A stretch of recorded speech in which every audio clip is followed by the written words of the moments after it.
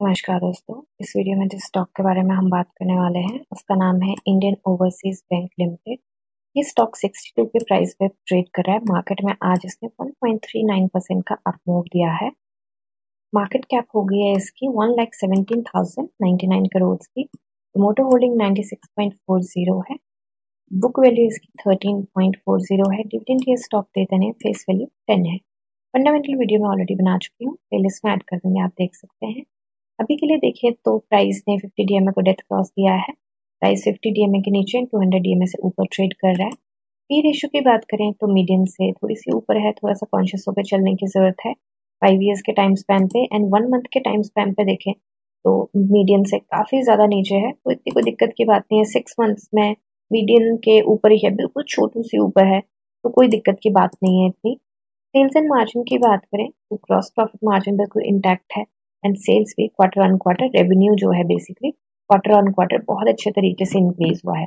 एक बार इसके रिजल्ट पे नजर मार लेते हैं हम, तो रिजल्ट देखिए यहाँ पे रेवेन्यू जो है क्वार्टर ऑन क्वार्टर हमारा इंक्रीज होता हुआ नजर आया एंड प्रीवियस ईयर के सेम क्वार्टर से भी कंपेयर करें तो भी बढ़ता हुआ दिखा है।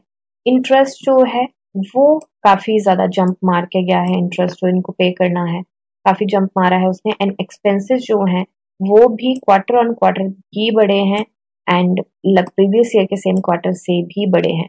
तो बेसिकली हमारा फाइनेंसिंग प्रॉफिट जो है ना वो नेगेटिव आया है, -1284 लाख। ये एक बहुत ही ज्यादा गंदी बात है। अब यहाँ पे देखें तो यहाँ पे बड़ा है, इसका मतलब रिजल्ट अच्छा आया है। यहाँ पे नेट प्रॉफिट को देखें तो बड़ा है, इसका मतलब रिजल्ट अच्छा आया है। बट अगर डीपली अगर आप देख के चलें तो रिजल्ट बिल्कुल भी अच्छा नहीं आया है। बैंक और फाइनेंस के सेक्टर का जो भी कंपनीज होती हैं उनका देखी जाती है फाइनेंशियल एक्टिविटी के साथ क्या है। तो फाइनेंशियल एक्टिविटी नेगेटिव में है, इसका मतलब ये कुछ अच्छा नहीं कर रहा है। एंड यहाँ पे हमारा जो रिजल्ट अच्छा आया है वो सिर्फ एक वजह से आया है, वो है अदर इनकम। अदर इनकम यहाँ पे प्रीवियस क्वार्टर के कंपैरिजन में डबल आई है एंड उसके प्रीवियस ईयर के सेम क्वार्टर से कंपेयर किया जाए तो 1000 पॉइंट्स के आसपास ऊपर आई है।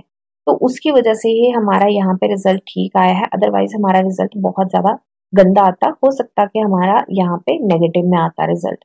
तो ये थोड़ी सी चीज देखने वाली है। अर्निंग पर शेयर देखा जाए तो यहाँ पे अर्निंग पर शेयर वो ज्यादा हुई है, ईपीएस जो है वो हमारा बड़ा है, तो ये एक अच्छी बात है। अभी यहाँ पे हम चल लेते हैं कैश फ्लो पे।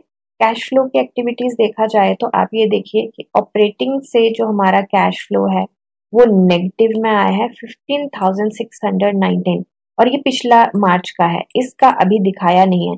इनफैक्ट पिछली बारी हमारा रिजल्ट ठीक ठाक था, अदर इनकम कोई इतनी बड़ी नहीं थी। Just second profit and loss है ये, यहाँ पे देखें तो हमारा इतना ज्यादा माइनस में नहीं था, इस बार तो मतलब उससे डबल से ज्यादा नेगेटिव में है। तो इसका मुझे लगता है काफी ज्यादा फर्क पड़ेगा। यहाँ पे अपडेट नहीं हुआ है बेसिकली अभी, तो मुझे लगता है कि ये और भी ज्यादा माइनस में यहाँ पे आ सकता है, तो ये कोई अच्छी बात नहीं है। शेयर होल्डिंग पैटर्न की बात करें तो देखिए यहाँ पे प्रोमोटर्स का तो बिल्कुल इंटैक्ट है। एफआईआईज ने अपनी बड़ी छोटू सी होल्डिंग इंक्रीज करी है, 0.02% होल्डिंग इंक्रीज करी है यहाँ पे मार्च में एंड डीआईआईज की होल्डिंग सेम है as compared to last quarter and FI public के पास 2.28% है, वो भी सेम ही है। ठीक है, तो रिजल्ट देखा जाए तो कुछ अच्छा खास अच्छा नहीं है रिजल्ट। अभी के लिए चलते हैं इसके चार्ट पे। ये जो हमारे पुराने टारगेट हैं इनको हम अभी के लिए कर देते हैं डिलीट, क्योंकि हम काफी दिनों बाद बना रहे हैं वीडियो एंड टारगेट्स एंड बाकी सारा डेटा चेंज हो चुका है। तो देखिए एक तो सबसे पहले ध्यान में देने वाली बात है कि ये स्टॉक जो है ना ये काफी टाइम से इसी के बीच ट्रेड करता जा रहा है।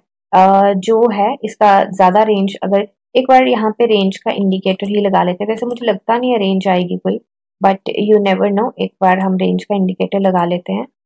तो रेंज यहाँ पे कोई आई नहीं है अभी के लिए। ये रेंज बनी थी, उसके बाद ये रेंज तो नहीं बन पाई, क्योंकि चलो यहाँ पे है थोड़ा सा ऊपर नीचे, इसको थोड़ा सा अगर हम इसकी चेंज करके देखें तो शायद रेंज बन सकती है। अभी के लिए तो कोई रेंज हमारे पास है नहीं। तो अभी अगर हम देखें, जस्ट सेकेंड इसको ऊपर कर लेते हैं, थोड़ा सा जूम कर लेते हैं हम। आरएसआई जो है हमारी 44.81 पे है। आरएसआई हमारी बहुत ज्यादा सेटल हो चुकी है, डेली आरएसआई। वीकली आरएसआई एक बार चेक कर लेते हैं। तो my internet works a bit slow. तो वीकली आरएसआई जो है हमारी वो है 58.10 पे। ये आरएसआई भी सेटल हो चुकी है, जो कि एक अच्छी बात है। हो सकता है थोड़ा और सेटल हो, बट मुझे लगता है अभी के लिए तो इनफ है कि हो सकता है हमें मूव दे जाए यहाँ से। तो सबसे पहले अभी टेक्निकली अगर हम चेक करें तो एक बार थोड़ा सा जूम कर लेते हैं सो दैट हमें पता चले। आज जो वॉल्यूम आया है वो 15.76 मिलियन का आया है एनएससी पे। कल आया था 19.82 मिलियन का, एंड उससे पहले आया था 10.82 मिलियन का। तो ग्रीन कैंडल पे देखा जा रहा है हमारा वॉल्यूम काफी कम है। रिजल्ट आया था हमारा कल, एंड हम वीडियो नहीं बना पाए थे ड्यू टू सम रीजन। तो बनानी तो मुझे कल ही चाहिए थी बेसिकली।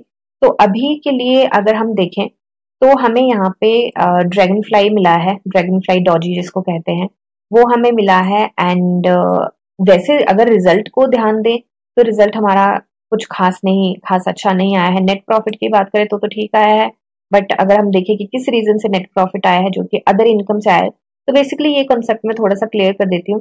देखिए, हम कंपनी पे जैसे एबीसी कंपनी है कोई, एबीसी कंपनी पे मैं लगा रही हूँ कि एबीसी कंपनी का कोर बिजनेस है वो कपड़े बनाती है फॉर एग्जाम्पल, एंड मैं उस कंपनी में पैसे लगा रही हूँ। तो मैं बेसिकली लगा रही हूँ कि वो कंपनी के कपड़े का बिजनेस काफी अच्छा है, इसलिए पैसे मैं उस पर दाव लगा रही हूँ, राइट।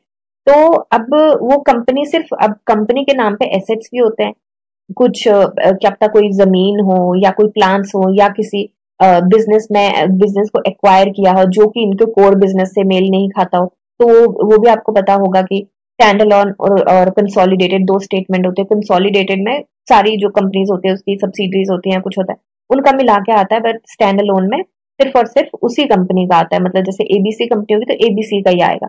तो बेसिकली यहाँ पे अदर इनकम क्या होती है, अदर इनकम होती है या तो उसका इन्वेस्टिंग से आया होगा या किसी और चीज से आया होगा, बट जो इनका कोर बिजनेस है, जो फाइनेंस का है इनका, उससे उनको नेगेटिव आया है। तो अदर इनकम से जो कंपनी का रिजल्ट अच्छा आता है वो कुछ इतनी खास अच्छी बात नहीं होती है अगर आप बैलेंस शीट को चेक करें तो, ठीक है। तो वो चीज थोड़ी सी ध्यान में देने वाली है। तो यहाँ पे ड्रैगन फ्लाई मिला है। वैसे तो अगर टेक्निकली देखें तो मुझे लगता है कि यहाँ से स्टॉक को ऊपर जाना चाहिए, थोड़ा सा रिवर्सल लेना चाहिए, बट अगर मैं करूँ रिजल्ट के तरीके से बात, तो मुझे लगता है कि हो सकता है ये स्टॉक हमें टूटता हुआ दिखे यहाँ पे, ठीक है। तो अभी एंट्री की, फ्रेश एंट्री की बात करें उससे पहले एक बार बीएससी पे चलेंगे। तो अभी यहाँ पे 20% का इसका प्राइस बैंड है, एंड न्यूज तो आपको पता है रिजल्ट की आई थी, and news paper publication and all that. तो अभी के लिए कुछ ऐसी खासी न्यूज नहीं है जो इसके प्राइस के अप या डाउन मूव में किसी तरीके की मदद करेगी रिजल्ट के अलावा। तो अभी के लिए फ्रेश एंट्री की बात करूं तो मेरे लिए एक बिग नो है। एक तो ये इस रेंज में फंसा हुआ है, अगर इससे ऊपर 63 के ऊपर ये सस्टेन करता है तो मुझे लगता है थोड़े से एंट्री के बारे में सोचा जा सकता है। एंड अदरवाइज मुझे लगता नहीं है कि यहाँ पे अभी एंट्री बनानी चाहिए। अभी देखिए मार्केट ने रिवर्सल आज दिया है, एंड आज है फ्राइडे, मंडे सॉरी सैटरडे और संडे हैं, 2 दिन में मार्केट के इमोशंस बदल जाते हैं। कि बार क्या पता कोई ऐसी न्यूज आ जाए, ऊपर से इलेक्शंस का महीना है तो काफी सारी न्यूज़ेस आती रहेंगी, वॉलेटिलिटी रहेगी, मार्केट पे डायरेक्ट इफेक्ट डालती हैं ऐसी ऐसी न्यूज, इलेक्शंस एंड एवरीथिंग। तो मुझे लगता है कि देखिए जो भी न्यूज आएगी, जो भी सरकार आएगी, जो भी न्यूज आएगी, बहुत टाइम तक तो डिस्काउंट करेगी नहीं मार्केट, बट हाँ थोड़ा बहुत फर्क असर तो जरूर ऑफ कोर्स देखने को मिलेगा।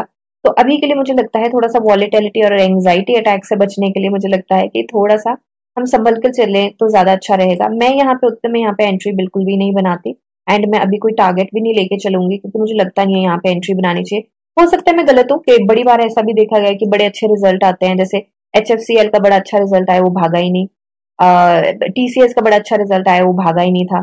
फिर अभी इसका कुछ खास रिजल्ट नहीं आया तो हो सकता है भाग जाए, या हो सकता है कि जिन्होंने बैलेंस शीट ढंग से नहीं पढ़ी है, जिनको अदर इनकम के बारे में कोई ज्यादा लेना देना नहीं है, जिनको जिनको सारे गामा पान नहीं उसका पता, तो वो नेट प्रॉफिट देख के ही सोचें कि हाँ बस ये स्टॉक का अच्छा रिजल्ट आए तो भाग जाए। तो मार्केट ना बड़े मिस्टीरियस वेज में रिएक्ट करती है कभी कभी। तो बेसिकली अगर देखा जाए तो quarter on quarter and net profit का काफी फर्क पड़ता है। तो हो सकता है कि स्टॉक ऊपर भी चला जाए, कोई दो राय नहीं है उसमें, हो सकता है वो भी हो जाए, बट मैं बस ये बोली संभल के चलेंगे तो ज्यादा अच्छा रहेगा। तो मैं यहाँ पे कोई एंट्री नहीं बनाती।